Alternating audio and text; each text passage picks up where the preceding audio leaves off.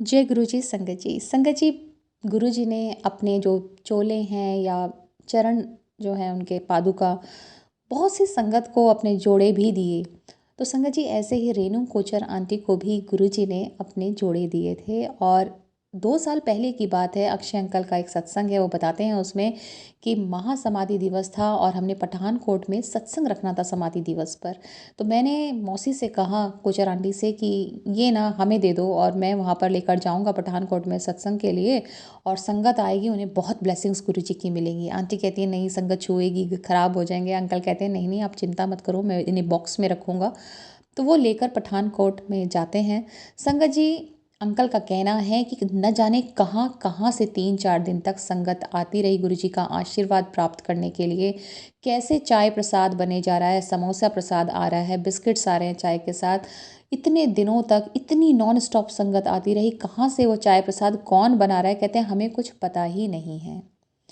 और उसके बाद उन्होंने शिव अंकल को फ़ोन किया कि किसी भी तरीके से महासमाधि दिवस पे वो वहाँ पहुँचें और सत्संग शेयर करें गुरु जी के। शिव अंकल का फ़ोन वो उठाते नहीं हैं और थोड़ा सा उदास हो जाते हैं अंकल। पर उनके मन में था कि कृष्ण आए और सुदामा ना आए, ऐसा हो नहीं सकता। देखना शिव अंकल कॉल बैक करेंगे। और इतना जैसे ही थॉट उनके मन में आया, शिव अंकल का कॉल बैक आता है। वो कहते हैं नहीं नहीं, मुझे तो कहीं और प्लान है। बट फाइनली वो बोलते हैं नहीं नहीं, मैं तुम्हारे यहाँ आ जाऊँगा। संगत जी, शिव अंकल वहाँ जाते हैं, बहुत संगत आती है, बहुत सत्संग शेयर होते हैं। अब सुबह से शाम हो गई। अंकल का जो एक छोटा सा बच्चा है, वो कहता है, देवांश नाम उसका, देव बुलाते थे उसे घर पे। तो वो कहता है मैंने तो शिव अंकल के दर्शन ही नहीं किए हैं। वो कहते तू कहाँ था? मैं तो सेवा कर रहा था, मुझे मिलना है। शिव अंकल अनिल मेहता अंकल के घर पे नाइट स्टे करते हैं। अब जब वो वहाँ जाते हैं तो वो कहते हैं कि नहीं नहीं, वो तो अब सोने चले गए।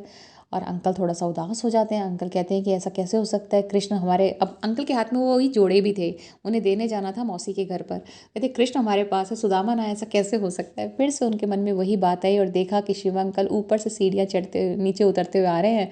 अनिल मेहता अंकल कहते हैं अरे आप तो सोने चले गए थे। कहते पता नहीं क्या हुआ, मुझे नींद ही नहीं आ रही है, चलो गुरु जी के सत्संग करते हैं, कुछ गपशप करते हैं। उसके बाद सत्संग होते रहे गुरु जी के। और संगत जी, अंकल कहते हैं वो दिन बहुत ही खूबसूरत पल हमारी ज़िंदगी के थे। और गुरु जी के तो सत्संग ऐसे हैं संगत जी, नॉन स्टॉप कहने करने और सुनने का मन करता ही रहता है। ऐसा लगता है जब कोई संगत सुनाती है ना, कि बस ये ख़त्म ना हो, ये सुनाते रहें और हम सुनते रहें। वो प्रसाद जो है ना सत्संग, बहुत बहुत डिवाइन होता है संगत जी। जय गुरु जी, शुक्राना गुरु जी।